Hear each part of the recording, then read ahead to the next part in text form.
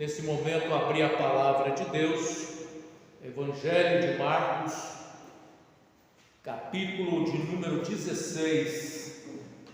Marcos, capítulo de número 16.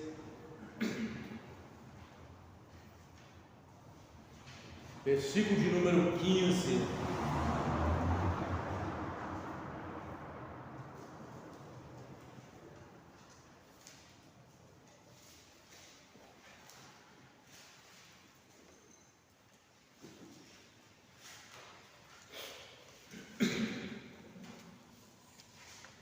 Glória a Deus. Marcos 16, a partir do versículo de número 15.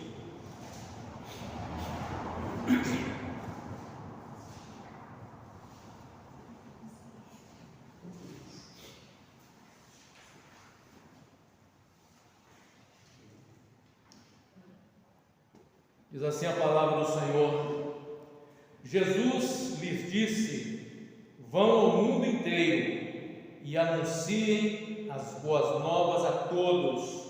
Quem crer e for batizado será salvo, mas quem se recusar a crer será condenado. Os seguintes sinais acompanharão aqueles que crerem: em meu nome expulsarão demônios, falarão em novas línguas, pegarão em serpentes sem correr perigo, se beberem algo venenoso não lhes fará mal, colocarão as mãos sobre os enfermos e eles serão curados. Quando o Senhor Jesus acabou de falar com eles, foi levado para o céu e sentou-se à direita de Deus. Os discípulos foram a toda parte e anunciavam a mensagem, e o Senhor cooperava com eles, confirmando-a com muitos sinais. Graças te damos, Senhor, por estarmos reunidos mais uma vez, louvando e bendizendo ao Senhor pela operação do Teu Espírito através do período de louvor, e agora, Senhor, pela Tua palavra, suplicamos que o Teu Espírito também possa operar em nós por meio da palavra do Senhor, que a mensagem encontre lugar no nosso coração, que possamos entender o que o Senhor quer nos ensinar e falar conosco nesta noite. Prepara a nossa vida, assim oramos em nome de Jesus. Amém. Os irmãos podem sentar. Meus irmãos, nós lemos uma parte da palavra do Senhor que está relacionada à grande comissão, no momento em que o Senhor Jesus ordena aos seus discípulos para que eles fossem no mundo inteiro e pregassem o Evangelho ou as boas novas ao mundo todo, e ensinassem também as pessoas as coisas que o Senhor Jesus ensinou, e confiou a eles agora a missão de transmitir a mensagem de Cristo para o mundo inteiro.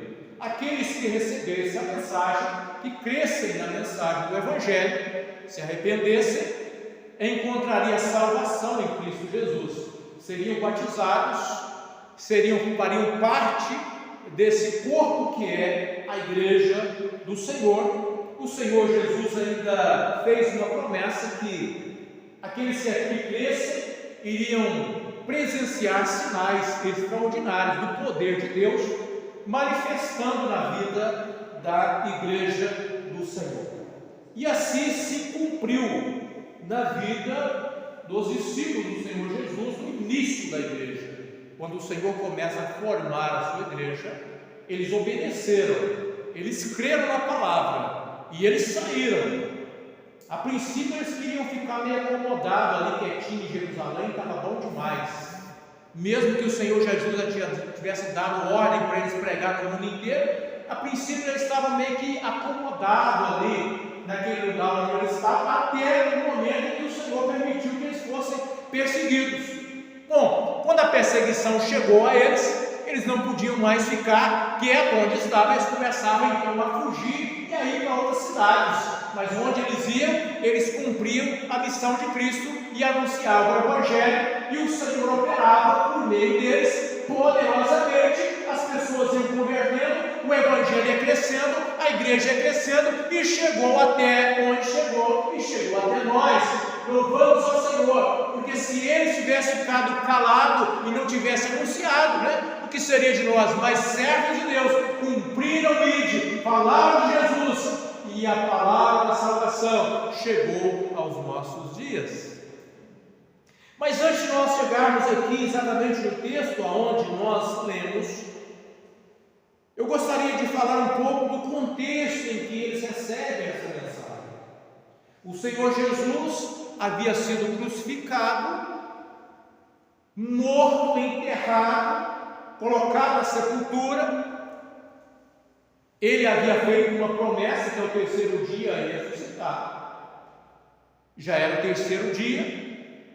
E a palavra do Senhor diz que algumas mulheres, algumas irmãs nossas, algumas cristãs dedicadas ao Senhor, como era costume pegar o corpo e fazer um processo de colocar algumas especiarias naquele corpo, elas foram até o sepulcro para fazer isso, prepararam especiarias, mas ao caminho elas tinham uma pergunta, uma indagação. No versículo 3 diz assim: no caminho perguntavam umas às outras: quem removerá para nós a pedra da entrada do túmulo? Por que elas fizeram essa pergunta? Porque a pedra, elas sabiam que era uma pedra muito grande, além da condição delas. E a pergunta era: como que nós vamos fazer? Quem é que vai remover aquela pedra para nós? Mas quando elas chegaram, elas foram verificar e viram que a pedra, que era muito grande, já havia sido removida. E naquele momento elas presenciaram uma cena extraordinária. Por quê? Porque o Cristo que elas estavam procurando, aquele corpo não estava ali. Havia ressuscitado ao terceiro dia, como ele havia prometido. E de repente, elas viram um jovem vestido de branco, ou seja, um anjo, assentado no lado direito.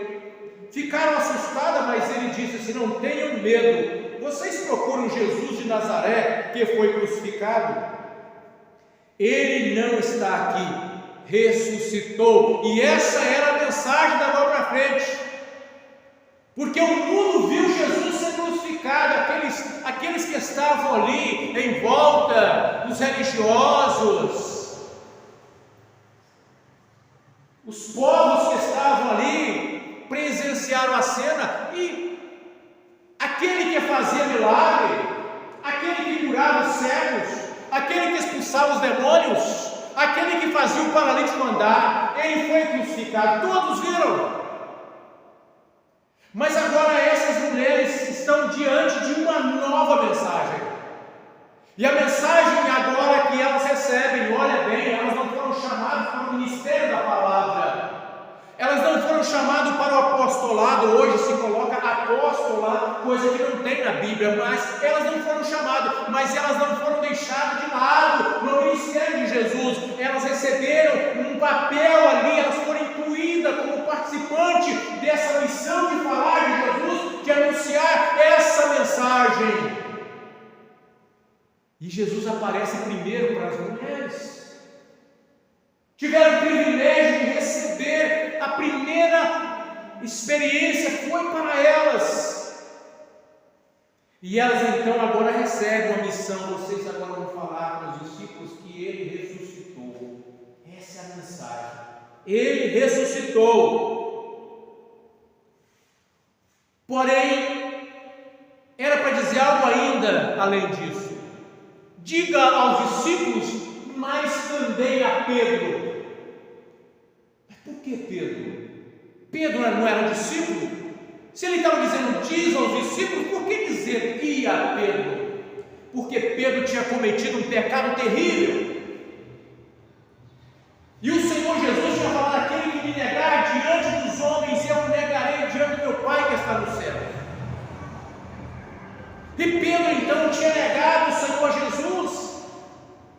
antes da crucificação. E quando ele nega o Senhor Jesus, o galo canta, ele olha para Jesus, Jesus está olhando para ele. Porque Jesus tinha falado com ele: Pedro, você vai me negar 3 vezes antes do galo cantar. E ele teve algumas oportunidades para testemunhar de Jesus, mas ele com medo, porque Jesus estava preso e ele não queria ser levado também. E ele começa a negar o Senhor, começa a seguir o Senhor de longe. E essa é a realidade de muitos cristãos que começam a seguir Jesus de longe, começa a ter medo, começa a ter vergonha de dizer que é Jesus, que é servo de Jesus, que é cristão, em meio à sociedade como essa que nós vivemos hoje, que tem a rileira para o nome de Cristo. A prova é as coisas que eles fazem para afrontar a fé cristã. Prova que eles não gostam de Cristo, e se pudessem, não queriam que também que os cristãos estivessem aqui. Estamos aqui por enquanto, porque Deus está permitindo os cristãos permanecer um pouco mais. Não sabemos até quando nós vamos permanecer aqui, mas a nossa fé será colocada em prova, como foi de Pedro. Em algum momento teremos que dizer para o mundo que nós somos, teremos que dizer para o mundo se nós somos de fato cristãos ou não. Mas Pedro fracassou. Mas quem de nós nunca fracassou? Não é verdade? Então dizer para Pedro era uma mensagem importante, porque Pedro já pensava assim: eu já não tenho mais chance, eu já não estou, ele já não conta mais comigo como discípulo, eu já não faço mais parte. E aí Pedro recebe a mensagem e ele entende: Jesus me aceitou de volta. Jesus é aquele que aceita o homem que se arrepende de volta.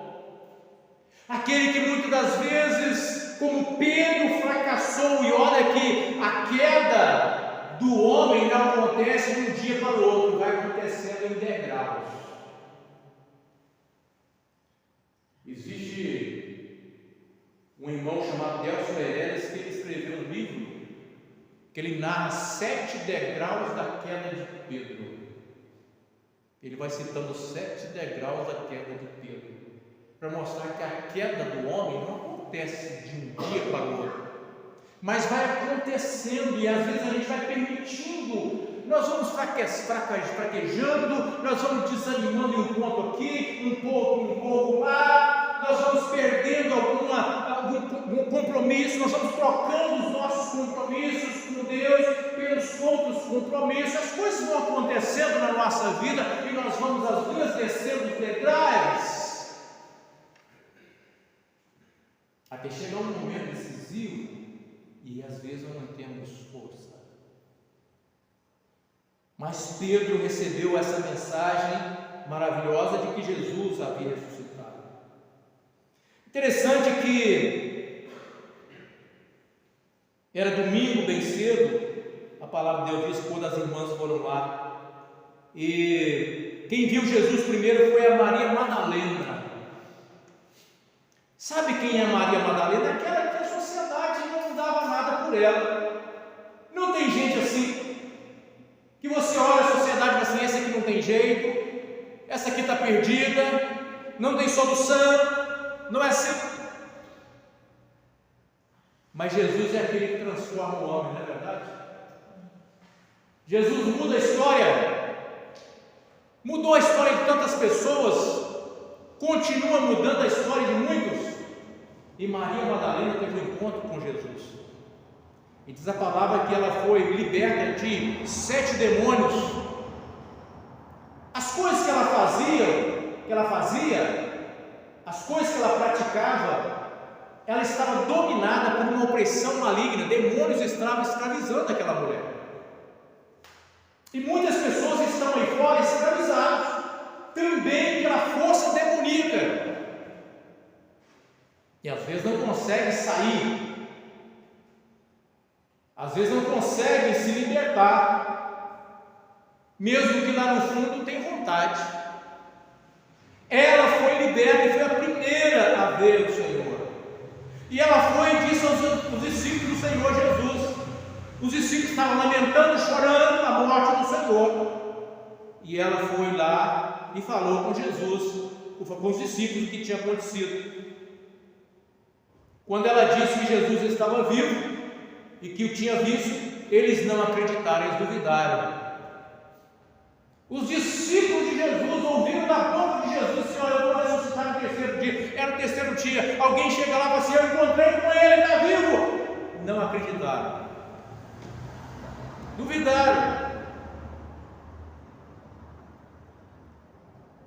E aí, depois, Jesus apareceu em outra forma a 2 de seus seguidores, enquanto iam de Jerusalém para o campo. Voltaram correndo para contar aos outros. Os 2 agora, Jesus agora aparece, não mais, além de aparecer, agora os discípulos vão receber a mensagem, primeiro da Maria Madalena, que disse: Senhor, ele está vivo. Não acredito.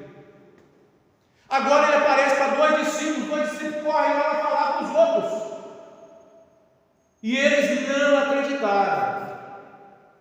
Aí Jesus se apresenta mais tarde no meio dos 11 discípulos, e Jesus se apresenta,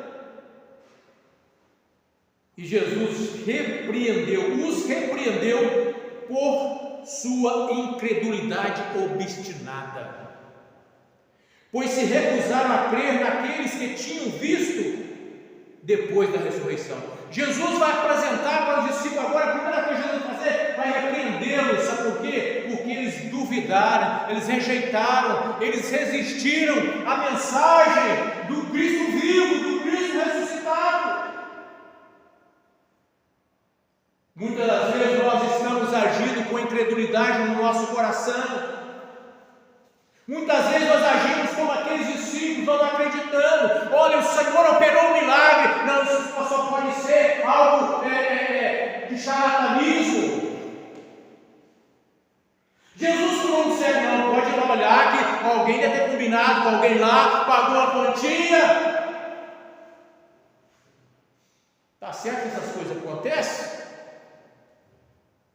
Mas as coisas são tão assim que as pessoas hoje duvidam daquilo que Cristo pode fazer. E quem disse que Ele não faz? E quem disse que Ele parou de fazer?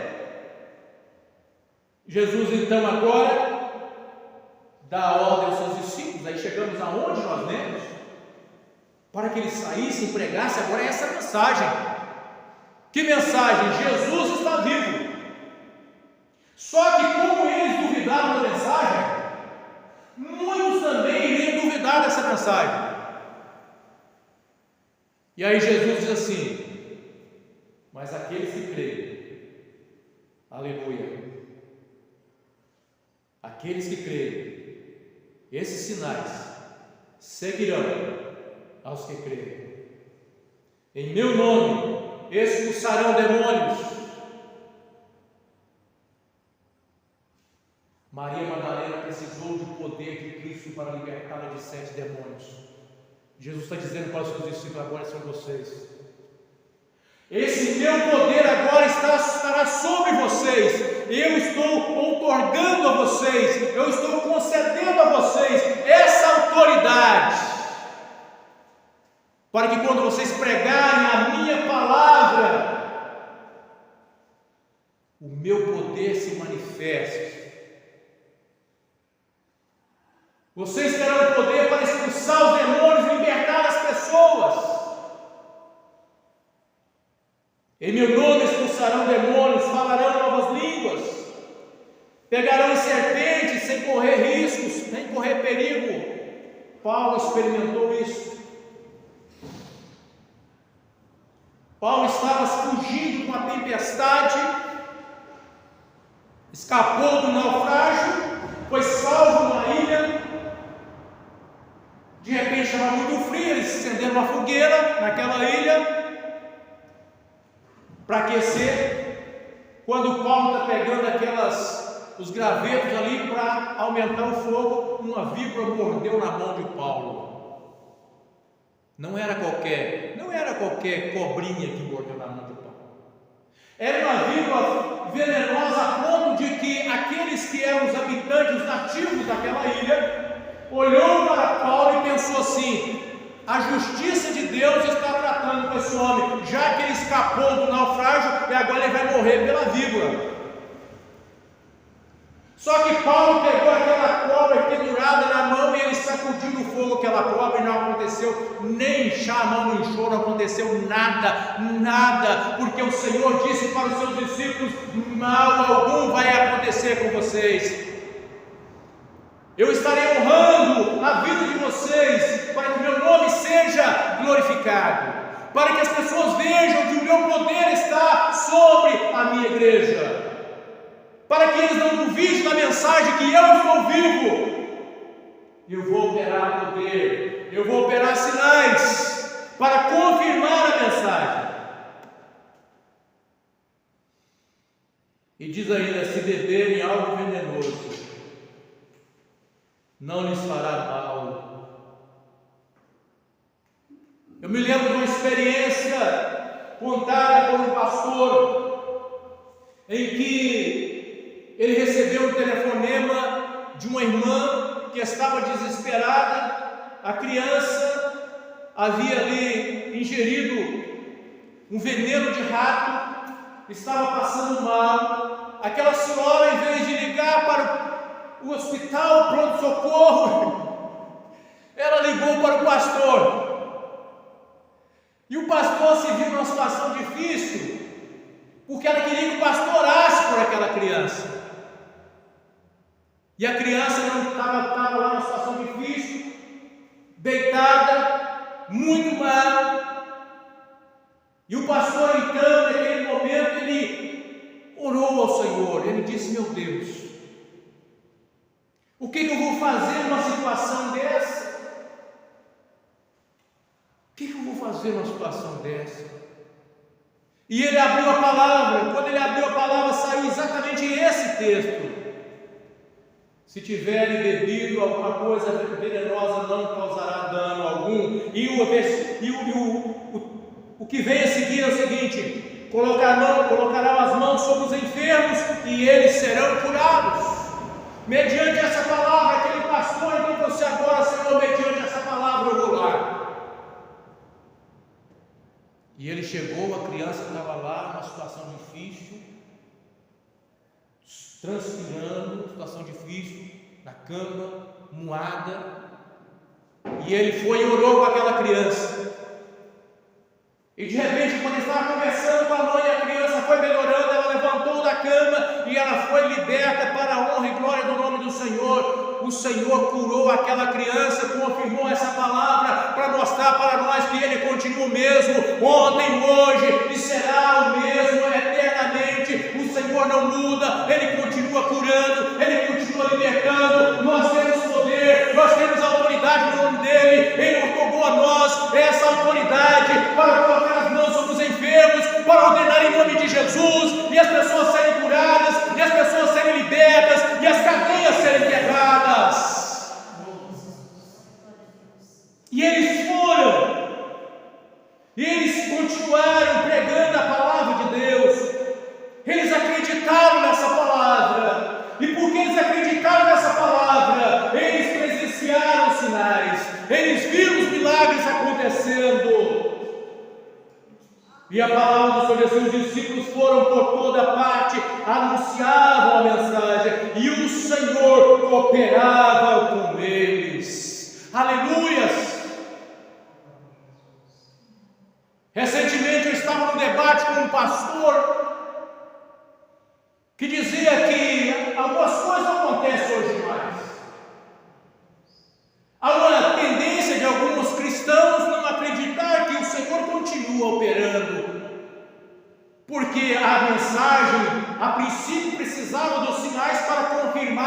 mensagem na vida dos apóstolos, para confirmar que eles tinham a mensagem, Deus confirmava com sinais, como está dito aqui. Como aquele ministério apostólico dado aos apóstolos de Jesus se encerra ali. Algumas pessoas acreditaram que o Senhor então parou de operar esses sinais, que o Senhor não opera mais os sinais, que o Senhor não cura mais pela imposição de mãos, que o Senhor não dá ordem para que um paralítico ande e ele ande, que o Senhor não tem mais capacidade de fazer o cego enxergar, que o Senhor não dá mais autoridade para o cego para dizer ao demônio em nome de Jesus, sai desse corpo, e o demônio tem que sair pela autoridade do nome do Senhor. Há pessoas que não estão acreditando, mas o Senhor continua usando os seus vasos que acreditam. Aqueles que creem, esses sinais seguirão aqueles que creem. Passou o tempo, passam os anos, mas a operação continua a mesma, a necessidade do homem continua a mesma, os demônios que escravizam continuam os mesmos, e o poder que liberta continua o mesmo. Jesus é o poder que liberta. E o Senhor nos chama para levar esse nome adiante.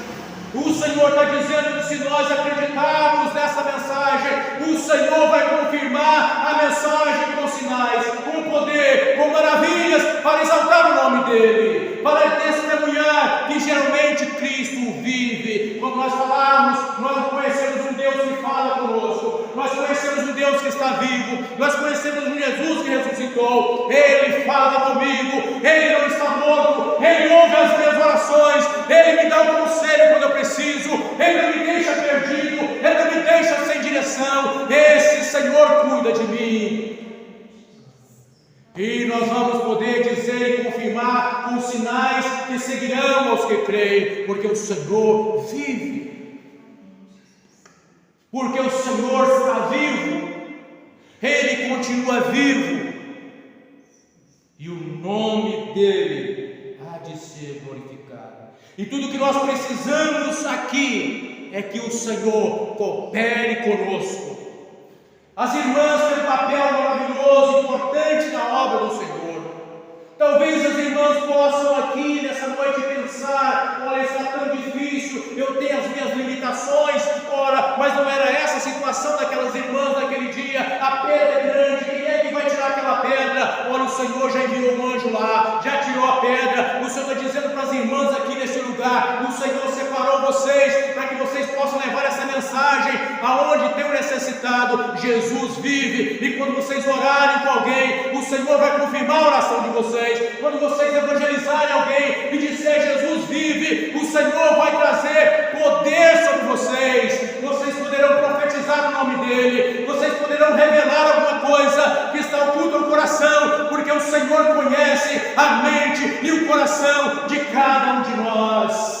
Não importa o tamanho da pedra que está diante de nós hoje, o Senhor está dizendo para essa comunidade: a pedra foi removida, a pedra foi removida, para que vocês possam ir e anunciar: Jesus vive. Aleluia! E esses sinais seguirão se crerem, e Cristo há de confirmar e cooperar conosco para a glória dEle, em nome de Jesus.